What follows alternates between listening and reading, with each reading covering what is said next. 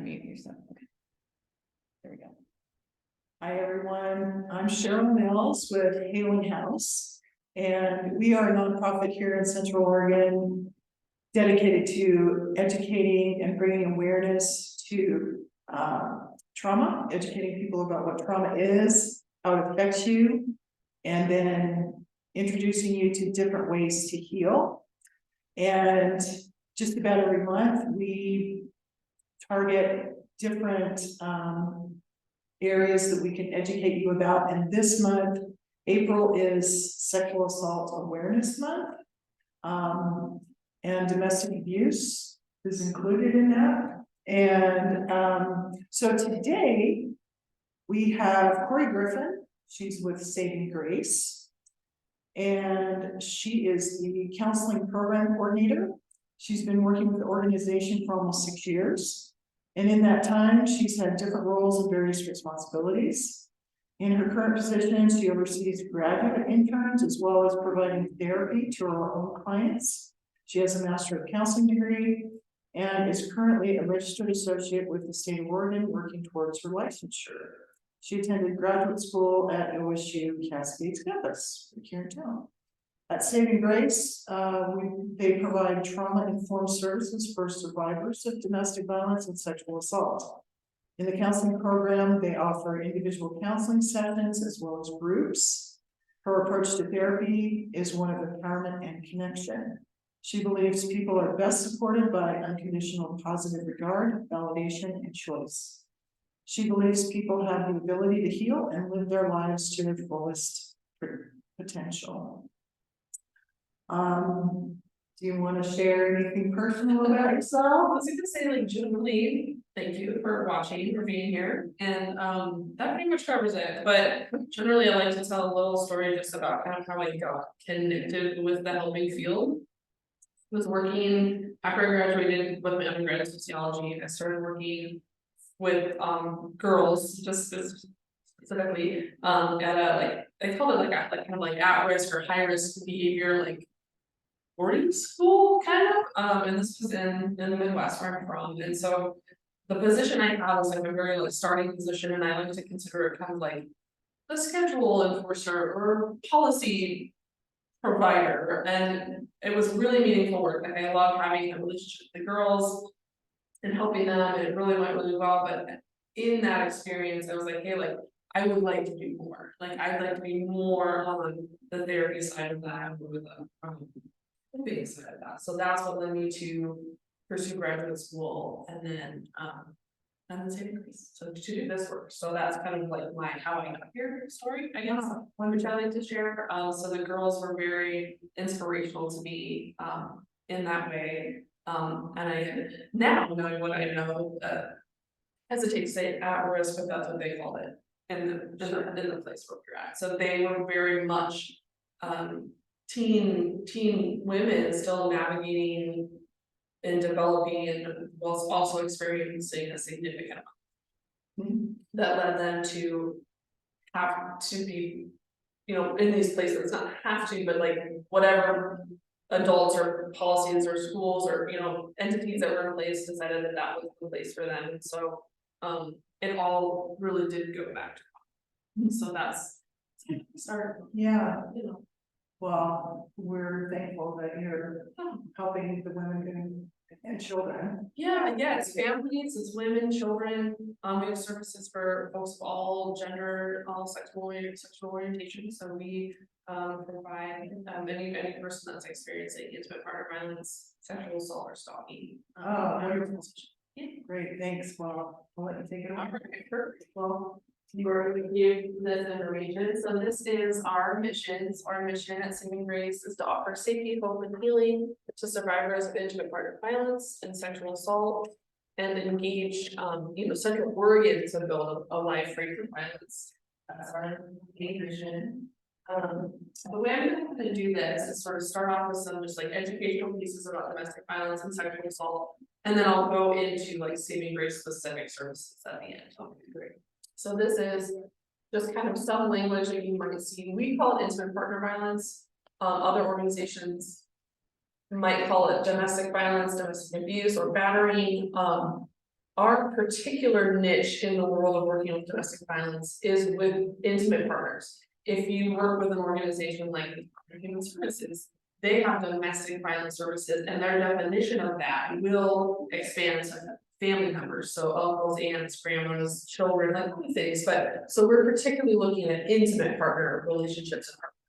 And so we're looking at it as a systematic pattern of behavior in an intimate partner relationship. And these behaviors are used to gain and maintain power and control over another in a relationship.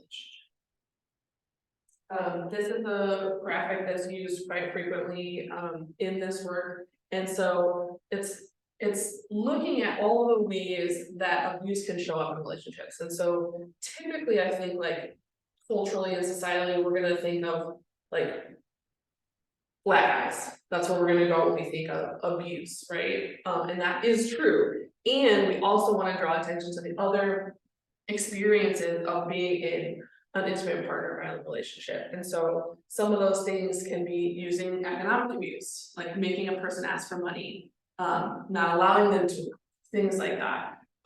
Coercion and threat. So, you know, threatening the person, if you leave, this is gonna happen, or I'm gonna have you do these illegal things and I'm not gonna report it. So like these coercions, these threats, using intimidation. So that doesn't always have to be like a verbal like action or verbal gesture. This can be smacking things, destroying property, putting just weapons around so that a person sees them. You know, it's just like the presence of the threat. Emotional abuse, which we see a lot in our work.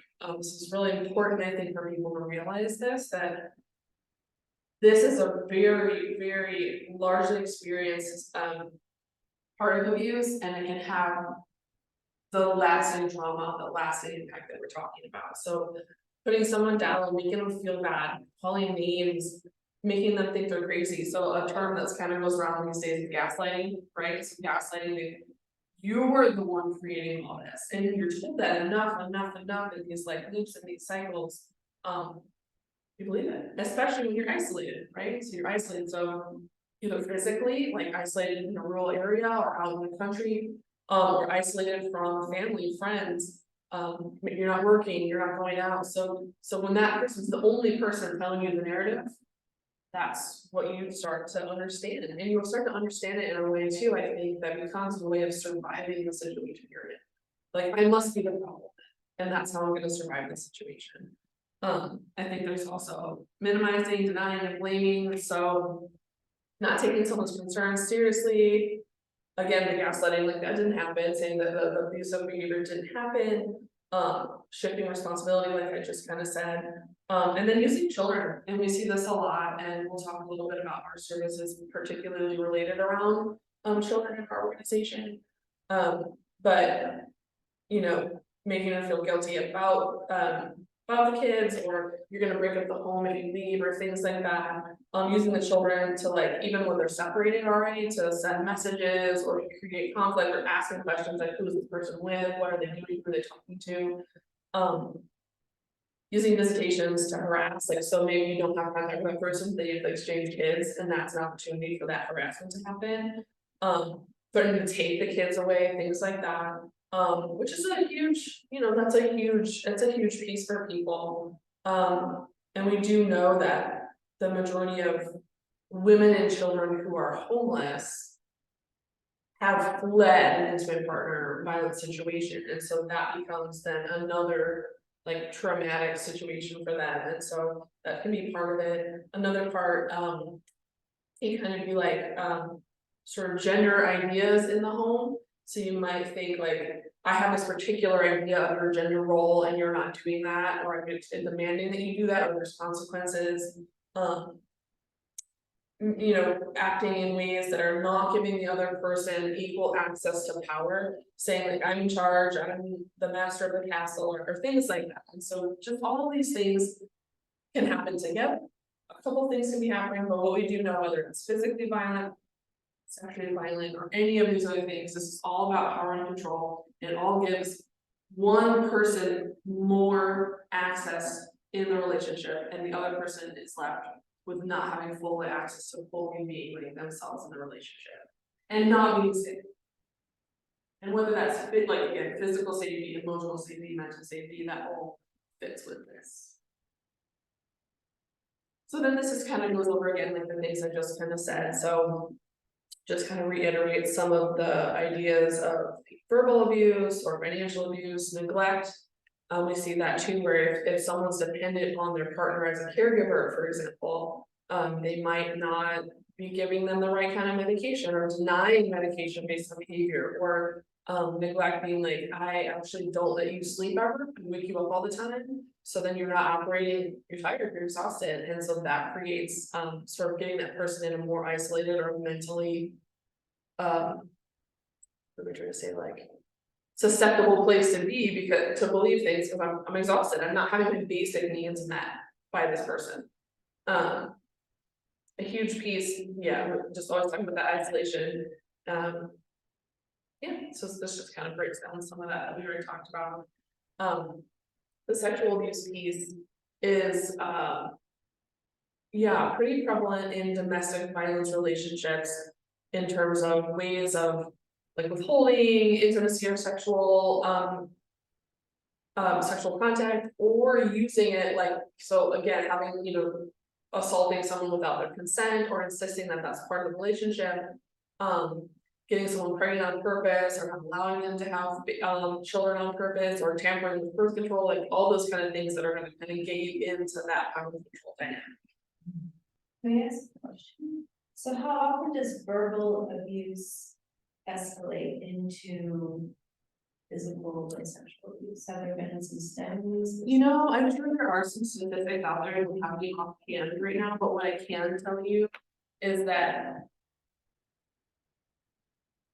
they often happen together, but that doesn't mean just because one thing isn't happening that it's not justified. So that makes sense. So I would say that, like, based on my experience with clients and the work I do, there are usually more than one of these things present in their situation. Is that helpful? Like, there definitely could be some, like if you went to, like, there's a website called RAIN that is a sexual assault website that you could find some more statistics probably, or like the National Domestic Violence like hotline has like a website and things like that. You can look for more statistics on that, but more times than not, there's multiple layers of these things happening, which is what helps create a very complicated situation for the people involved.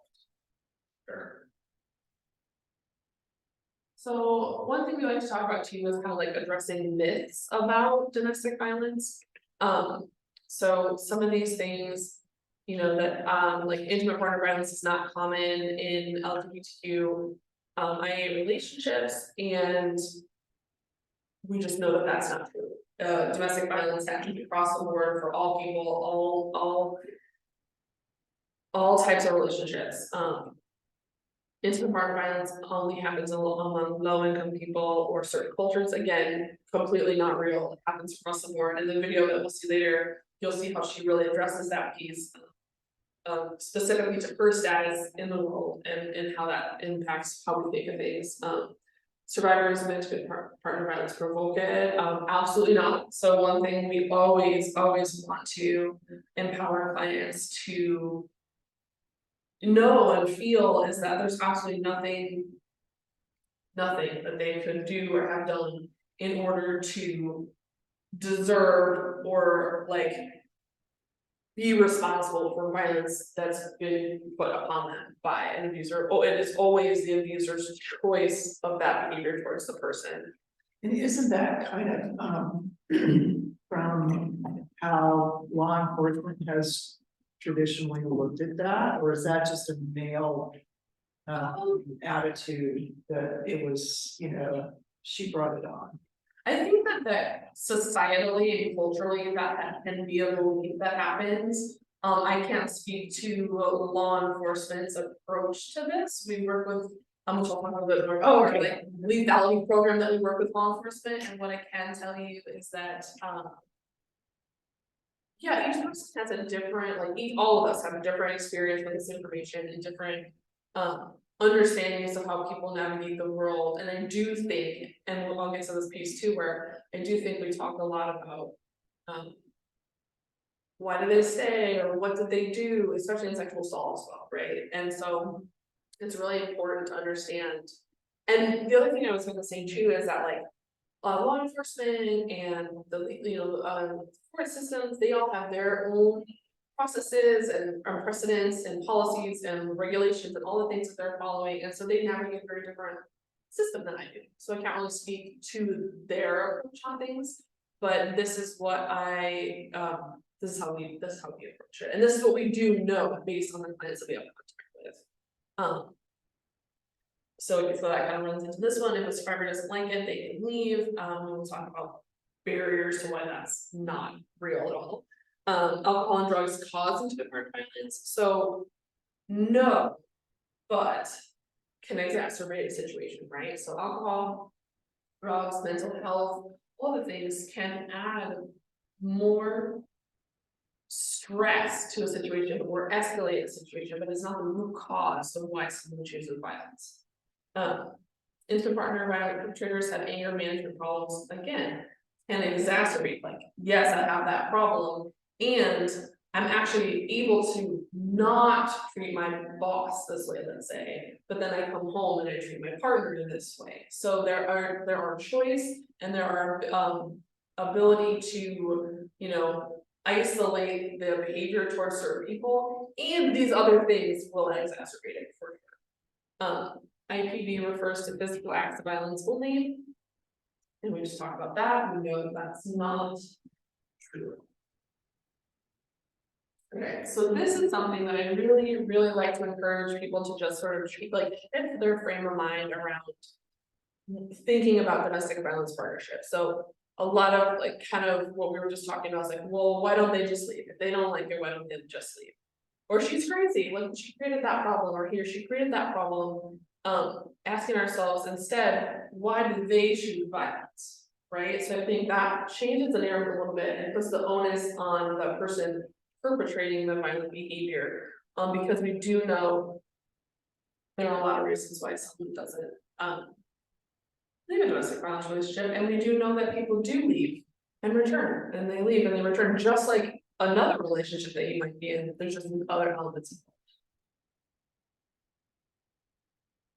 So, segue into barriers to leaving. So again, lack of finances or access to financial resources, promises to change, love or care about an abuser. And I think that piece can get really lost when we're talking about this issue, is that these are people that are really invested in their relationships. It's not always been bad, there's been parts, they love these people, they don't want anything bad to happen to them. Like, that's a really real piece, and I think that really needs to be known and validated and experienced. Like, they can love someone and want to be safe, right? Like, those can exist at the same time. So there can be fear of retaliation toward themselves or their children, fear that the abuser might actually hurt themselves because they've threatened to do that, losing custody of kiddos, nowhere safe to go, as I already stated, can end up really like with no options.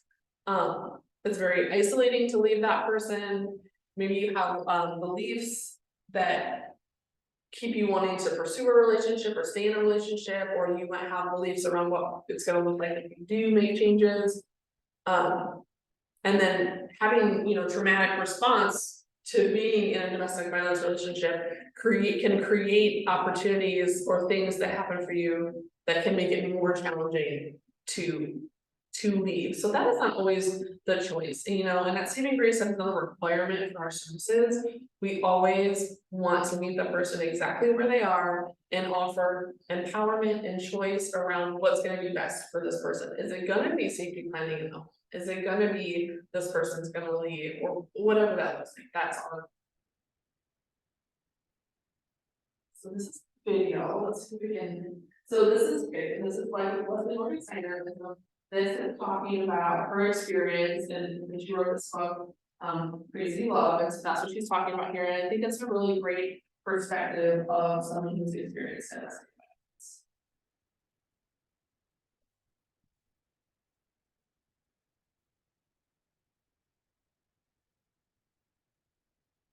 And this is I'm here today to talk about a disturbing question. which has an equally disturbing answer. My topic is the secrets of domestic violence.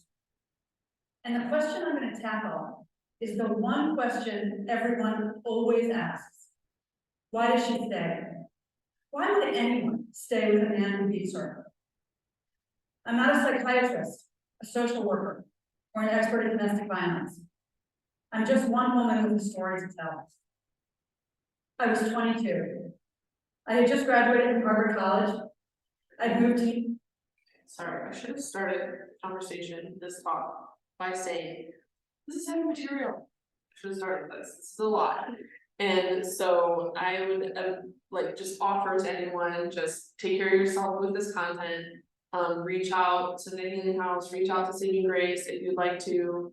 And just know that, yeah, some information is gonna come out as I've been going along that could be triggering for someone, can be heavy for someone, so take care of yourself. And if anyone in the current room needs to step out or talk later, let me know. And then anyone watching this, walk away, pause, do what you gotta do. So I said that from the start, but I just wanted to come back and say that.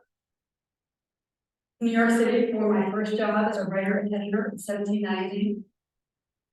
I had my first apartment, my first little green American Express card, and I had a very big secret. My secret was that I had this gun loaded with hollow point bullets pointed at my head by the man who I thought was my soulmate many, many times. The man who I loved more than anybody on earth held a gun to my head and threatened to kill me more times than I can even remember. I'm here to tell you the story of crazy love, a psychological trap disguised as love, one that millions of women and even a few men fall into every year. It may even be your story. I don't look like a typical domestic violence survivor. I have a BA in English from Harvard College, an MBA in marketing from Wharton Business School. I spent most of my career working for Fortune 500 companies, including Johnson & Johnson, Leo Burnett, and the Washington Post. I've been married for almost 20 years to my second husband, and we have 3 kids together. My dog is a black lab, and I drive a Honda Odyssey minivan.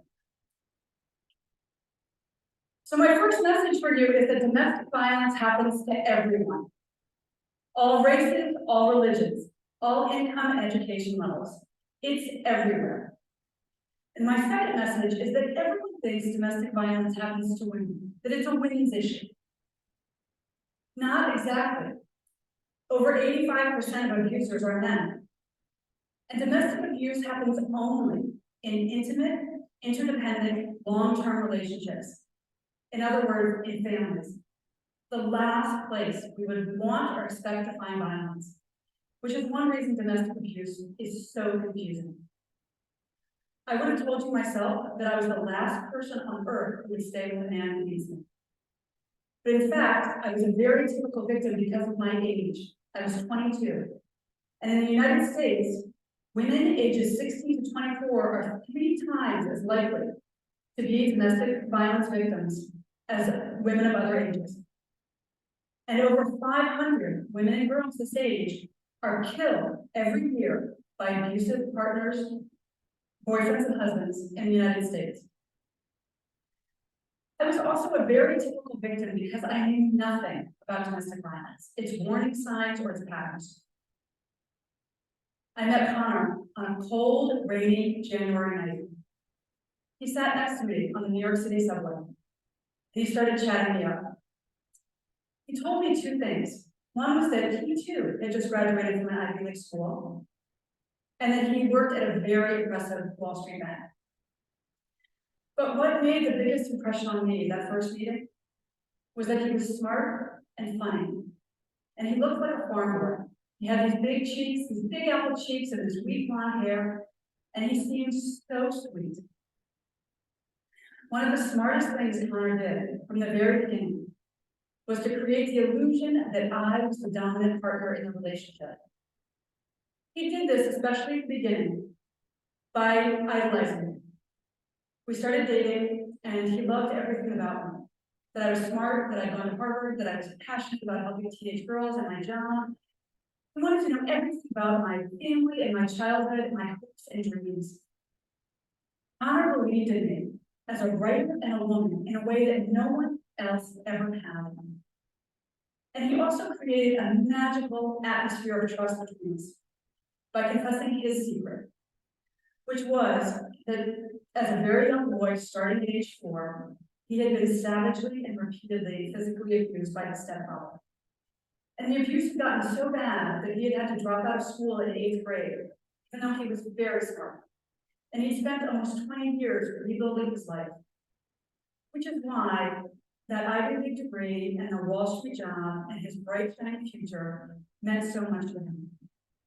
If you had told me that this smart, funny, sensitive man who adored me would one day dictate whether or not I would make up, how short my skirts were, where I lived, what jobs I took, who my friends were, and where I spent Christmas, I would have laughed at him. Because there was not a hint of violence or control or anger in Connor at the beginning. I didn't know that the first stage in any domestic violence relationship is to seduce and charm the victim. I also didn't know that the second step is to isolate the victim. Now, Connor did not come home one day and announce, hey, all this Romeo and Juliet stuff has been great, but I need to move into the next phase where I isolate you and I put you. So I need to get you out of this apartment where the neighbors can hear you scream, and out of the city where you have friends and family and coworkers see the bruises. Instead, Connor came home on Friday evening, and he told me that he had quit his job that day, his dream job. And he said that he had quit his job because of me. Because I had made him feel so safe and loved that he didn't need to prove himself on Wall Street anymore. And he just wanted to get out of the city and away from his abusive, dysfunctional family and move to a tiny town in New England where he could start his life over with me by his side. Now, the last thing I wanted to do was leave New York and my dream job. But I thought you made sacrifices for your soulmate. So I agreed. And I quit my job, and Connor and I left Manhattan together. I had no idea I was falling into crazy love, that I was walking headfirst into a carefully laid physical, financial, and psychological trap. The next step in the domestic violence pattern is to introduce the threat of violence and see how she reacts. And here's where those guns come in. As soon as we moved to New England, that place where Connor was supposed to feel so safe, he bought 3 guns. He kept one in the glove compartment of our car. He kept one under the pillows on our bed, and the third one he kept in his pocket at all times. And he said that he needed those guns because of the trauma he'd experienced as a young boy. He needed them to feel protected. But those guns were really a message from me. And even though he hadn't raised a hand to me, my life was already in grave danger every minute of every day. Connor first physically attacked me 5 days before our wedding. It was 7 a.m. I still had on my nightgown. I was working on my computer trying to finish a freelance writing assignment, and I got frustrated. And Connor used my anger as an excuse to put both of his hands around my neck and to squeeze so tightly that I could not breathe or scream. And he used the chokehold to hit my head repeatedly against the wall. 5 days later, the 10 bruises on my neck had just faded, and I put on my mother's wedding dress, and I married her. Despite what had happened, I was sure we were going to live happily ever after, because I loved him, and he loved me so much. And he was very, very sorry. He had just been really stressed out by the wedding and by becoming a family.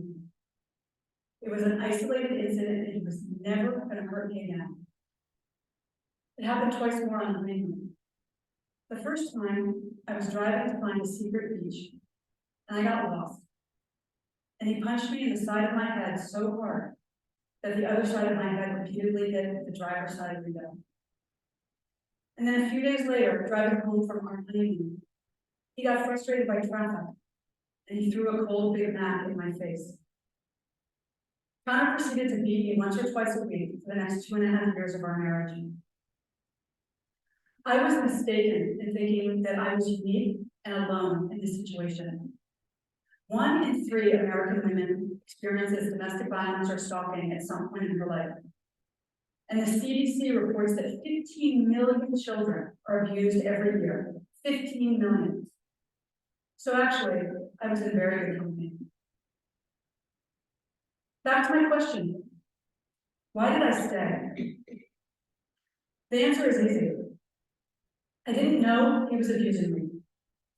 Even though he held those loaded guns to my head, pushed me downstairs, threatened to kill our dog, pulled the key out of the car ignition as I drove down the highway, poured coffee grinds on my head as I dressed for a job interview. I never once thought of myself as a battered wife.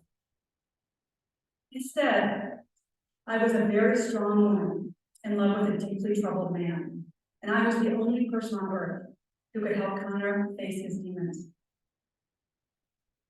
The other question everybody asks is, why doesn't she just leave? Why didn't I walk out? I could have left any time. To me, this is the saddest and most painful question that people ask. Because we victims know something you usually don't. It's incredibly dangerous to leave an abuser. Because the final step in the domestic violence pattern is kill her. Over 70% of domestic violence murders happen after the victim has ended the relationship. After she's gotten out, because then the abuser has nothing left to lose. Other outcomes include long-term stalking, even after the abuser remarries, denial of financial resources, and manipulation of the family court system to terrify the victim and her children, who are regularly forced by family court judges to spend unsupervised time with the man who beat their mother. And still we ask, why doesn't she just leave? I was able to leave because of one final sadistic beating that broke through my denial. I realized that the man who I loved so much was going to kill me if I let him. So I broke the silence. I told everyone. My neighbors, my friends and family, total strangers. And I'm here today because you all helped me. We tend to stereotype victims as grisly headlines, self-destructive women, damaged goods.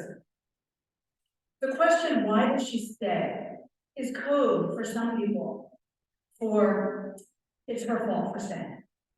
As if victims intentionally choose to fall in love with men intent upon destroying us. But since publishing Crazy Love, I have heard hundreds of stories from men and women who also got out, who learned an invaluable life lesson from what happened, and who rebuilt lives, joyous, happy lives, as employees, wives, and mothers, lives completely free of violence. Like me. But it turns out that I'm actually a very typical domestic violence victim and a typical domestic violence survivor. I remarried a kind and gentle man. We have those 3 kids. I have that black lab, and I have that Indian. What I will never have again, ever, is a loaded gun held to my head by someone who says that he loves me. We'll stop it there, just I will be mindful of the time. Are there any thoughts, questions, clarifications about that information?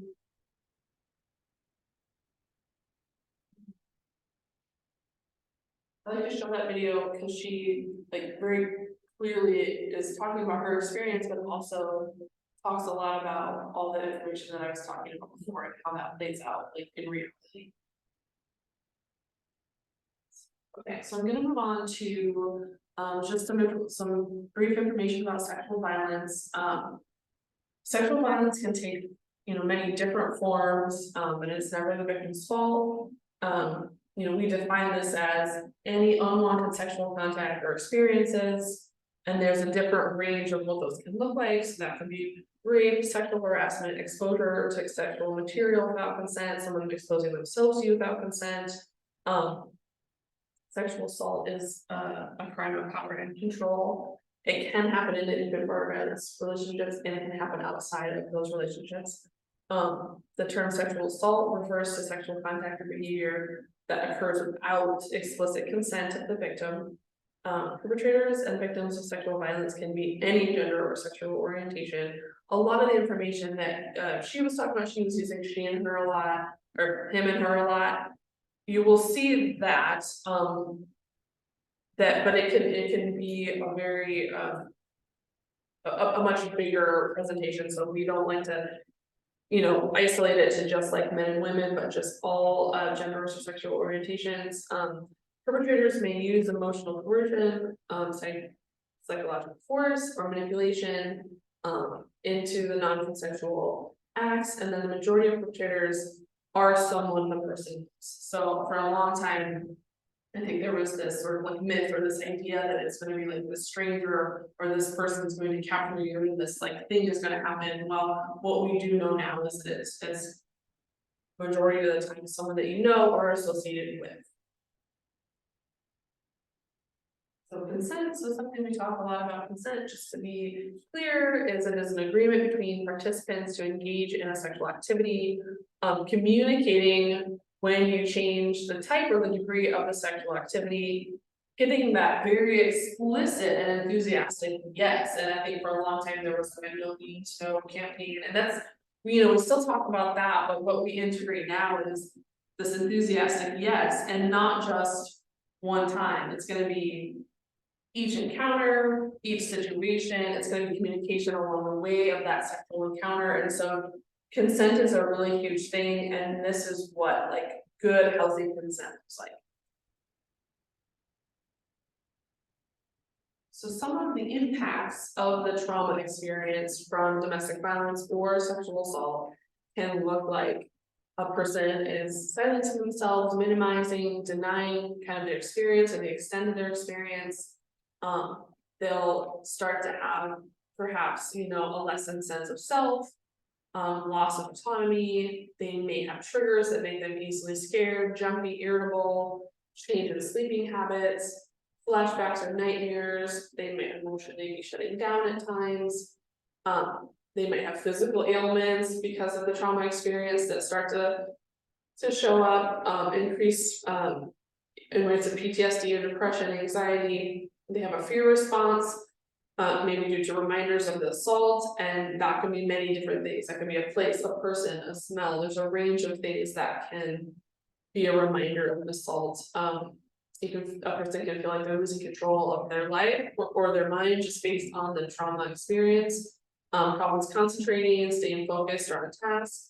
There may be feelings of guilt, and I think which can kind of come from that societal expectation of like, oh, well, what did you do? Or were you drinking? Or what part is yours? And so I think there's like this sort of pressed upon guilt from culture and society that a person can feel after having experienced what they went through. There could be that negative self-image, feeling dirty or bad about yourself. There can be disruptions in close relationships, and then loss of interest in sex or in intimate partnership. This is by no means the only types of trauma impact, but these are some of the things that we see in our work. So this is sort of something we talk about a lot, is effective communication with intimate partner violence and sexual assault survivors is number one. Believe the survivor. Believe it when they tell you that something happened.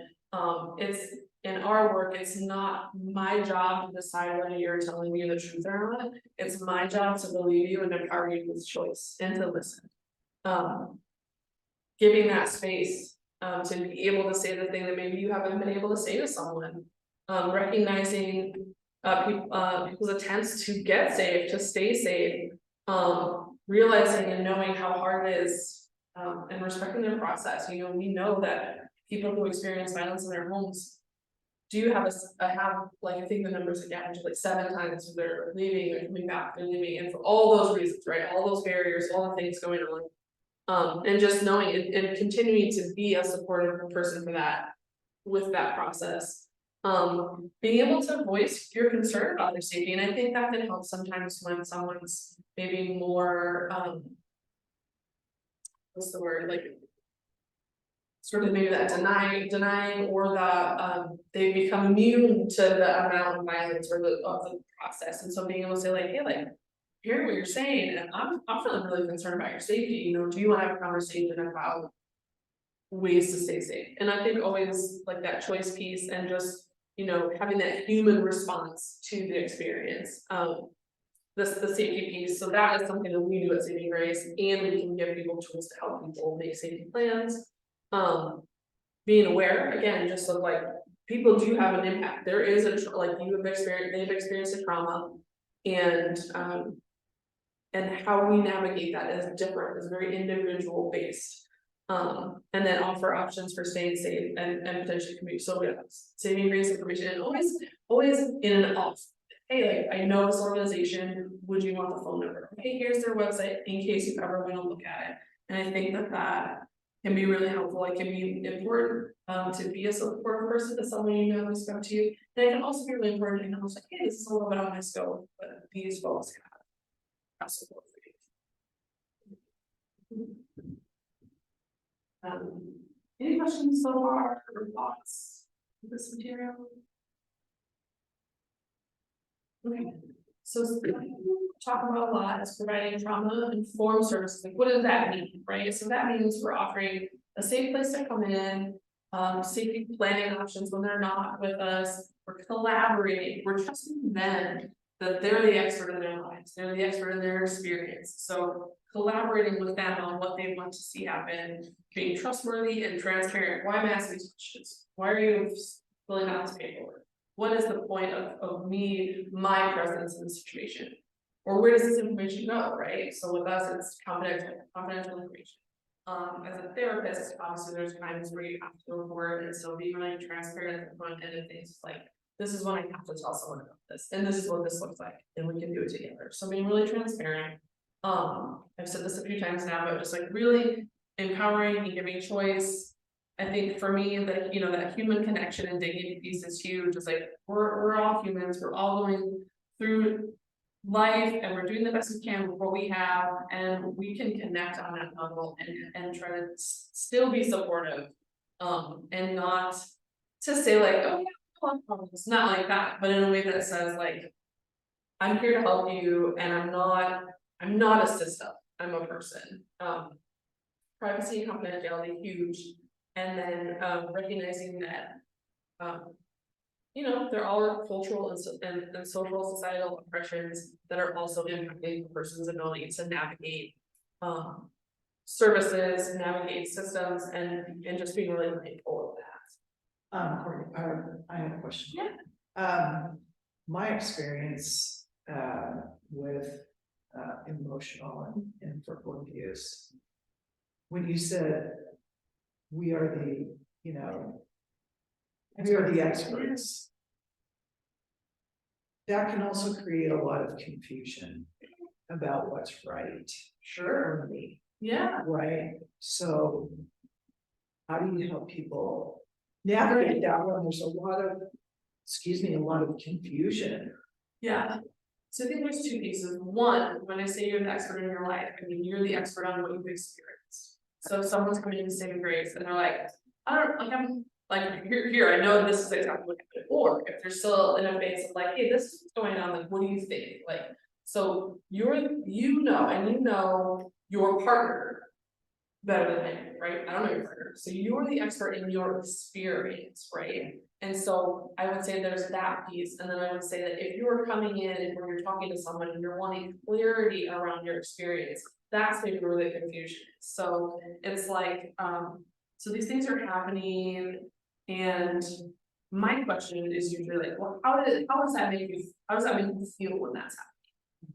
Do you feel like you're able to have a conversation with this person? Do you feel like you're able to fully show up in your relationship and have this experience. And so I think asking questions again with intention can help get some clarity or education around what we know. So is that helpful? So it's like, you know your experience, and perhaps Saving Grace has some information on you for you about what does a typical abusive relationship look like, or what is a healthy relationship versus, you know, an abusive relationship. And so there's the educational piece, and then there's like, let's navigate from where you are. And so being experts in your relationship, saying like, I can't bring any of this material home, right? That's not safe for me. Okay, I'm gonna trust that that's your experience, or what I need to do is I need to be able to come for appointments during work, like things like that, that say like, you know what's gonna be safest for you, and we're gonna help provide service information, education on domestic violence and sexual assault to kind of bring all that together. Yeah, and the other thing that you just said about this is a healthy relationship Yeah. versus one that's not healthy. Yeah. Because if you grew up with that, Yeah. you know, as a that was normal for you, then It's you're your baseline in of reference. you're in one of these situations. It seems normal, so you don't know that Yeah. it's not okay. Yeah, and I think that's why, for me personally, it's important to be able to bring it back to like, what is going on for you when that's happening? Because then that's giving you information, well, nothing, or I shut down, or I'm upset, or I feel angry. And then it says, it gives you the opportunity to explore like your actual experience and not necessarily what you saw happening. It's obviously all related and connected, but being able to like hash out your experience with something and being able to just really validate that and give yourself permission to say like, this is no, that doesn't go right. Yeah. Even though that's what all these people in my life did, this isn't working for me. Right. Yeah. Okay. Thank you. So this is just, I like these little graphics about like, so how can we help like friends and family, someone who's not working in the field, let's say. So I just really like all these little phrases like, thank you for sharing. We don't have to have expert advice or know the right thing to say, but just like holding that space and being able to say, thank you for telling me, thank you for sharing. I don't know what to say right now, but I'm glad you told me. I believe you. You get to choose what you do next. You're not alone. It's not your fault. So these phrases that can just be so helpful. That's creating the space for people. Or like asking a question, listening, and staying connected. I think that's really important, especially when someone has found the voice to tell people or to disclose information, to be able to listen, be in that space and stay connected at different times, and asking them like, what feels, do you want me to ask questions? Do you want me to check in with you? Hey, would you want me to look up resources? And just kind of, you know, just offering, but always asking. And not assuming that we know what's gonna be best for them. So our service at that Saving Grace, as I said, it's all about empowering. Most people access our services first, so whether it's like a person's experienced violence, a friend, a family, a community partner, anyone, it's usually a 24-hour line, so 541-389-7021. We also have our website, and people can message into the website as well. So that's generally kind of like the first step of getting in contact with us. And then all of our services are free. This is just some history. I'm not gonna go through it because I want to just be mindful of time, but just sort of some fully go through it, but just some sort of markers across the years. You know, it started in 1977 as Cobra, that was our name before. And then we kind of got our hotline going that I was just talking about. We got that started, and then we opened like a school-based program, our shelter, various other offices in the community. We have Bend offices, Redmond office, Prineville, Madras. We serve all of Central Oregon. Let's see here. 2003 we began our 24-hour hospital response. So we respond to the hospital when people have been sexually assaulted. We started our restraining order assistance program, and then the legality assessment program, which is the program that we work very closely with law enforcement that I mentioned before. It's just a little bit of history. And then our services, our emergency shelter, we have emergency transportation, courthouse advocacy, we have someone there who is bilingual and helps develop restraining orders. We have systems advocacy, so for example, like I mentioned, we work with DHS, we have co-located advocates with the Department of Human Services. We run support groups, we have an intimate partner violence support group that's volunteer led, and we have a sexual assault support group that is currently being facilitated by myself, and that will be volunteer and interns led in the future. We have individual crisis counseling, which is going to happen generally with our advocates. That's our I like to refer to them as sort of our case managers or sort of jack of all trades. They have so many wonderful opportunities for people, and that can be crisis counseling, resource finding, that emergency support, all the things. They do so much great work. Court advocacy, so we have a legal advocate who can help fill out divorce and custody paperwork, can help prepare for court, can help write victim impact statements, and all of our advocates can do that, can attend court as a support person. We do not have a legal, like we have a lawyer on our team. So we cannot give legal advice, which is really important to remember, but we can help navigate the systems, help people what to expect when you're going to go into a restraining order, things like that. We have our Mary's Place is our supervised visitation and safe exchange place, and so that has been a really epic service for families who, as I was saying before, sometimes that exchange or those custody visitation things can be a real part of the continued violence when someone's left. And so so that means like we have a place where kiddos are dropped off. We give them to the other parent, and then we exchange them, and then just like it says, supervised visitation, so that they can have a visitation with the abusive parent, the offending parent, and then someone's there to make sure that it's safe, and they do a great job of they work with the courts a lot and supporting folks, and working with the whole family and maybe in different steps as they go through that process.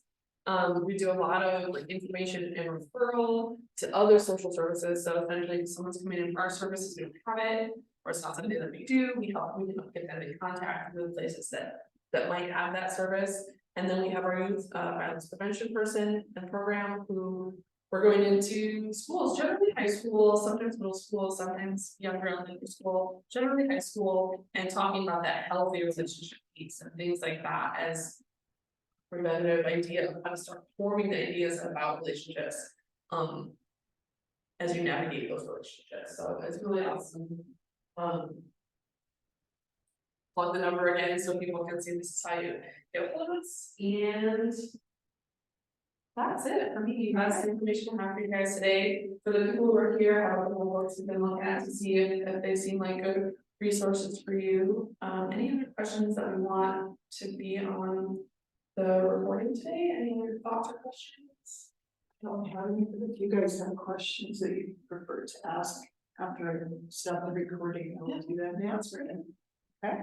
Thank you so much. Thanks. Thank you guys for listening, and definitely reach out to us if you have any questions or want access first. Okay, thank you. Hang on just one sec.